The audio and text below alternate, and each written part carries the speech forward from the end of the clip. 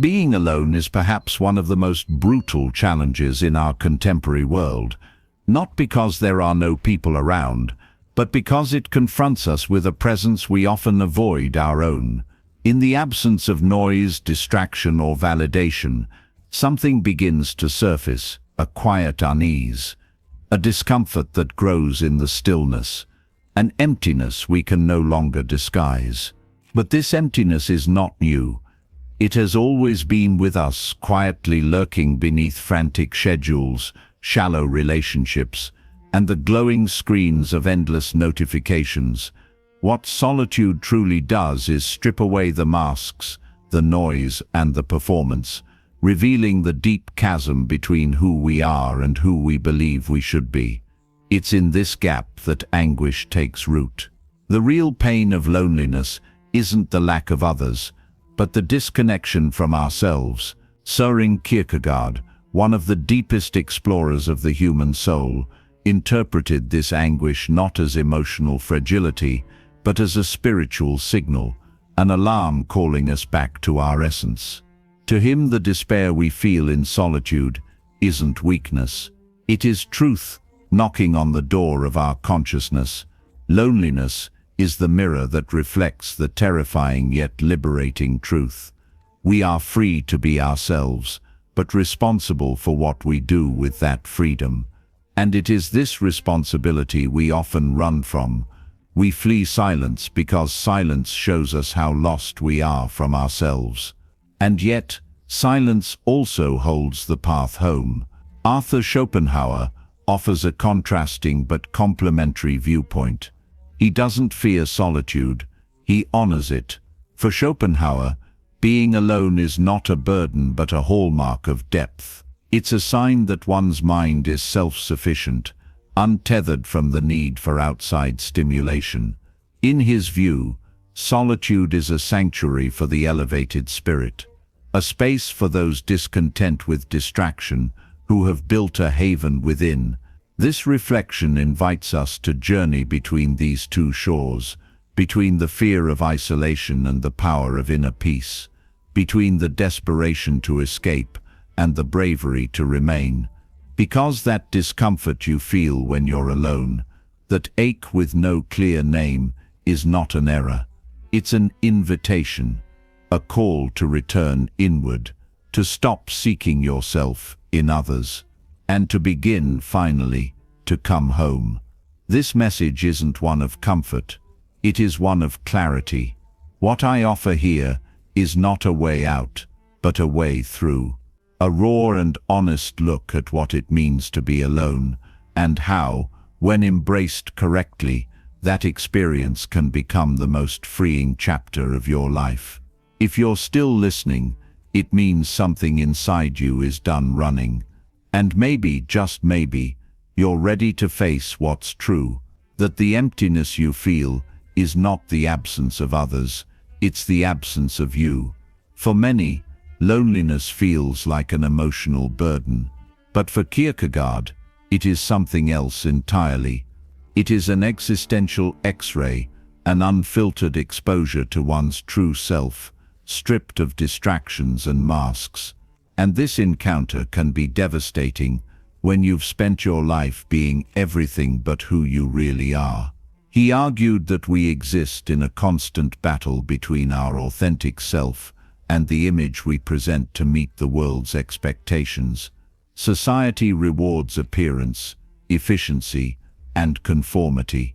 So we build personas that get things done, gain approval, survive the grind. But these personas aren't us. They are armor. In silence, this armor begins to crack. And when there's no one left to perform for, what's revealed is the vast distance between the self we perform and the self we suppress. Here is where Kierkegaard's concept of existential despair arises, not born from outside events, but from the inner rupture caused by self-denial. Despair, he said, is not passing sadness. It is the persistent ache of pretending. But here's the paradox. This despair, as painful as it is also the beginning. Kierkegaard believed it was not a dead end, but a doorway, an awakening, a push toward authenticity. Yet to walk through that doorway, we must descend into discomfort, into the unknown territories of the self. It requires us to let go of the identities we've clung to, the personas that won us approval but cost us our truth. It is a shedding of skin, and in that process, you must ask yourself, who am I when no one's watching? That question may sound simple, but it is the cornerstone of inner freedom. Kierkegaard warned that avoiding silence is avoiding truth, that the constant noise we drown in isn't random, it's a defense mechanism, a way to postpone the reckoning. But what if instead of fleeing the silence, we entered it? What if instead of seeing loneliness as punishment, we saw it as passage? This is where Schopenhauer enters again, but this time not as a voice of warning, but as a champion of solitude. He challenges the narrative that solitude is something to fear. To him, it's a badge of inner richness. In the work Aphorisms on the Wisdom of Life, Schopenhauer wrote that people of deep intellect naturally seek solitude, not to escape life, but to avoid the trivial. To him, everyday interactions are often draining, noisy, and superficial. The average person clings to company, not because they thrive in it, but because they fear what they'll find alone. But the wise, they make silence their soil, not because they are cold, but because they are cultivated. They know how to draw from their own well, how to survive and flourish from within. Schopenhauer doesn't offer comforting lies, he offers confrontation. He shows that a life addicted to applause is a life robbed of substance, that needing to be surrounded constantly is not a sign of sociability, it's a sign of emptiness. For Schopenhauer, solitude is not isolation, it is revelation. It shows us who can exist without applause, without distraction, without pretending. It reveals who can hold their own gaze without flinching. But this doesn't mean it's easy. Solitude comes with sacrifices, because to truly be alone is to face yourself without filters. It is to sit with your thoughts, your regrets, your unspoken wounds. And that is where the real test begins. Can you stay with yourself when the world fades? Can you hear your inner voice when there's no one left to echo it? Those who master solitude have made their soul livable. They've cleaned house, they've made space for clarity, depth, and creation. And this cannot be done in noise. It is the work of stillness, of patience, of uncomfortable honesty. And yet there's a shared truth between Kierkegaard and Schopenhauer that solitude is only transformative when there is something within to meet it. That the void becomes unbearable only when there is nothing yet inside to answer it. Which leads us to the pressing question, why does solitude feel so painful? Why does silence stab where it should soothe?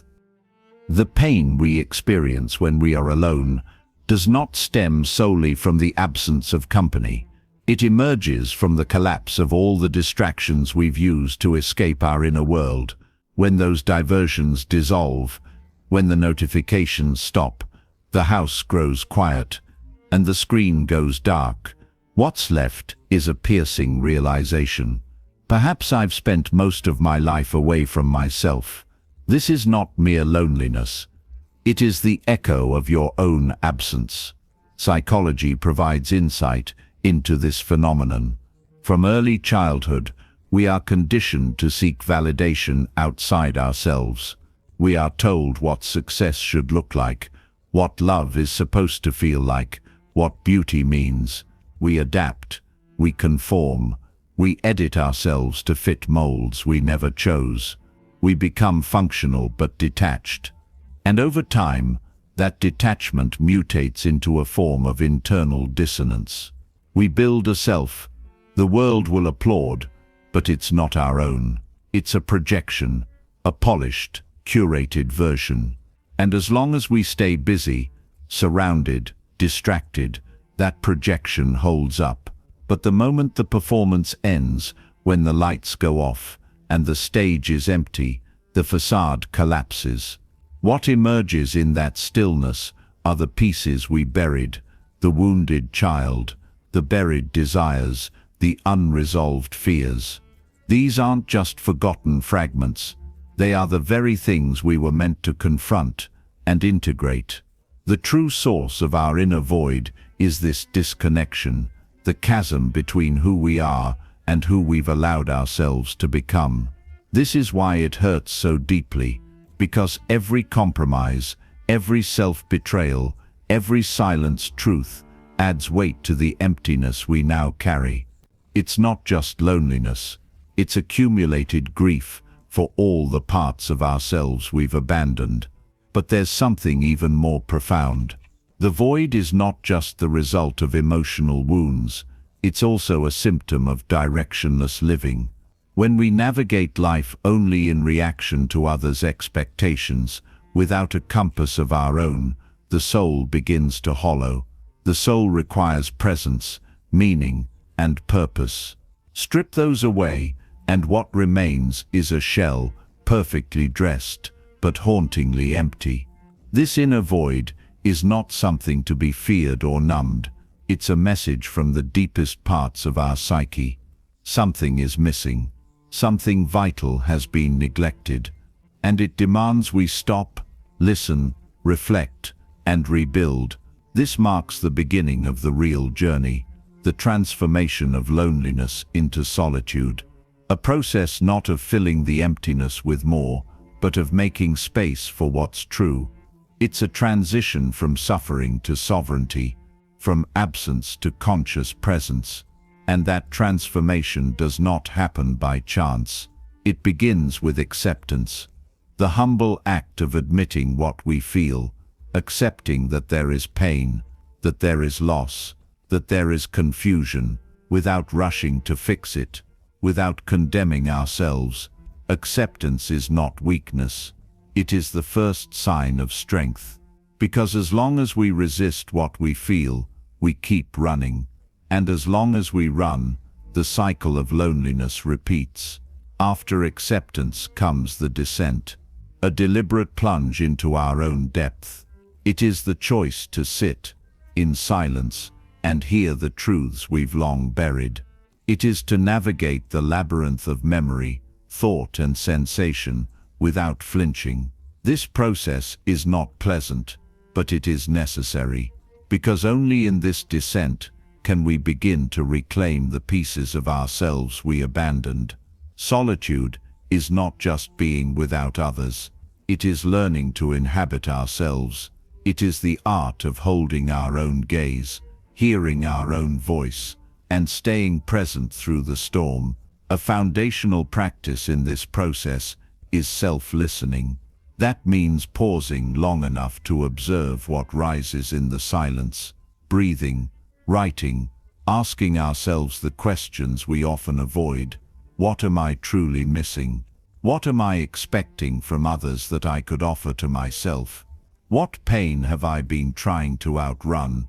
These questions do not come with easy answers, but they dismantle our escape mechanisms.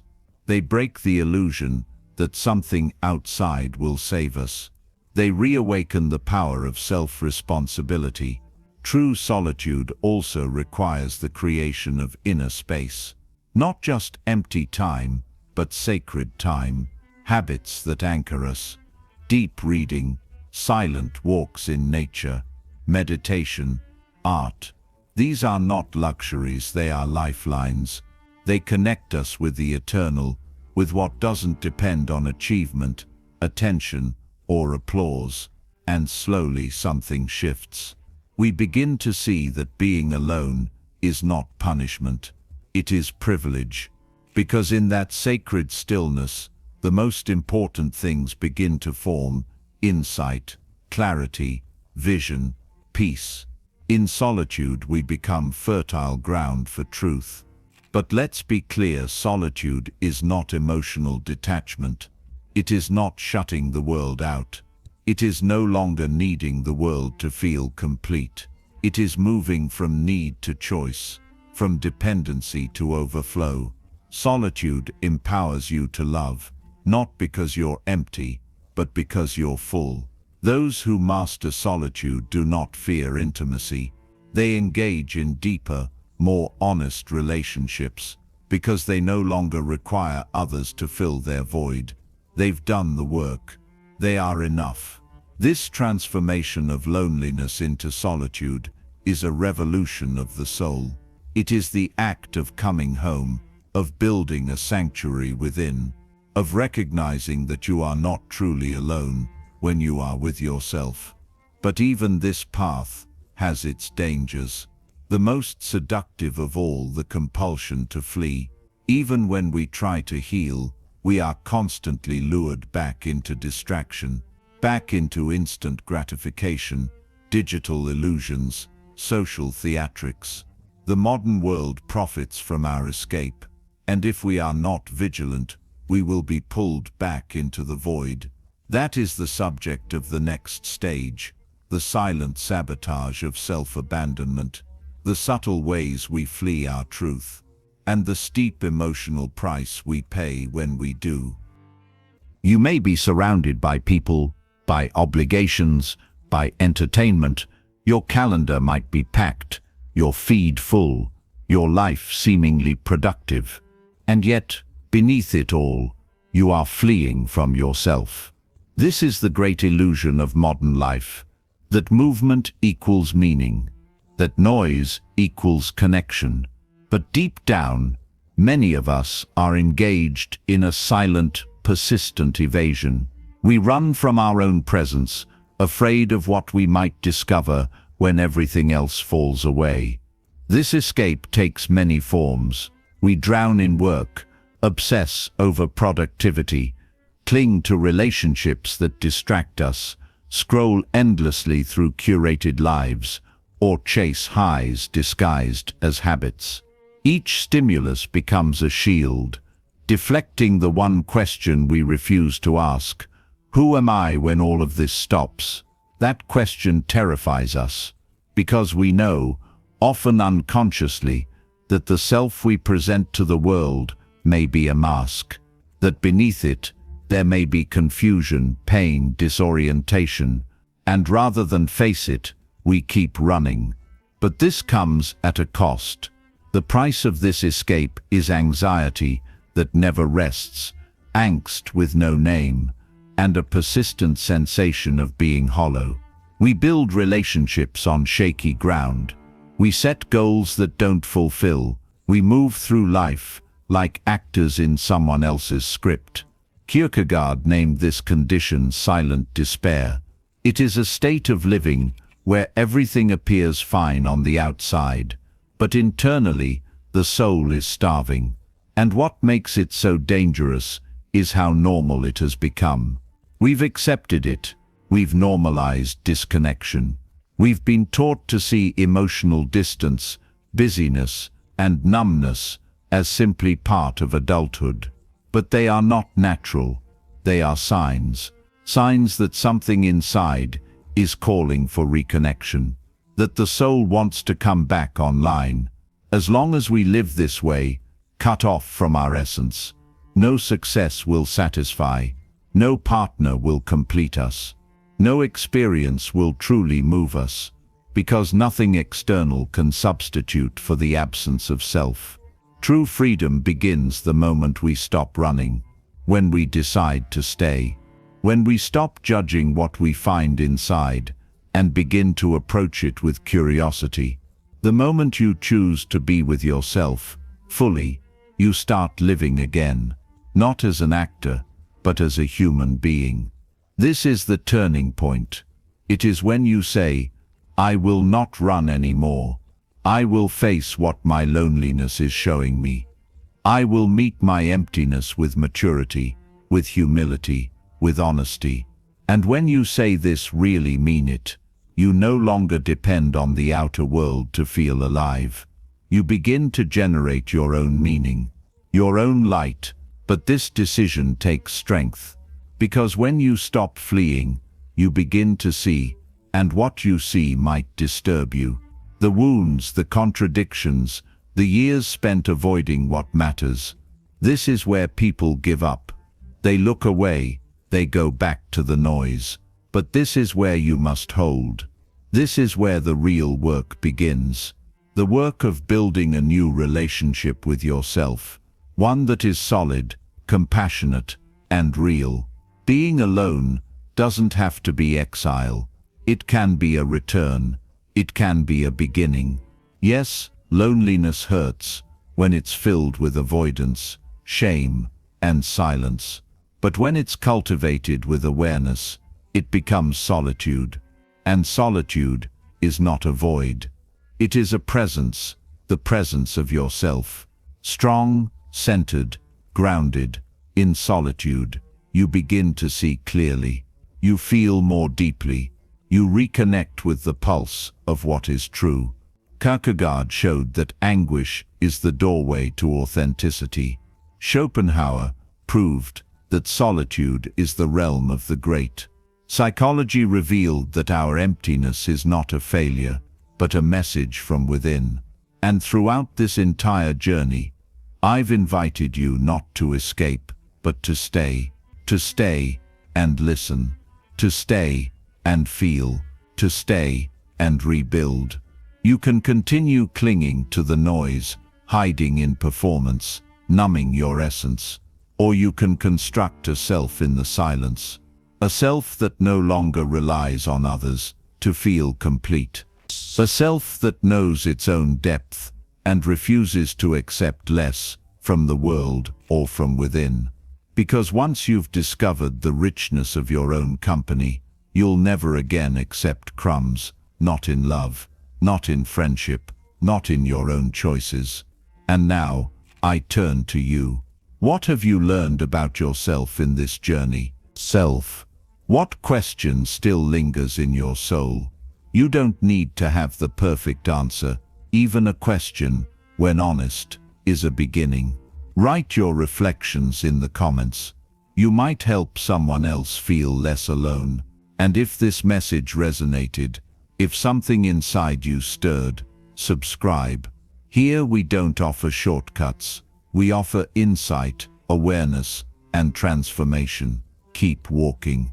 The next step matters.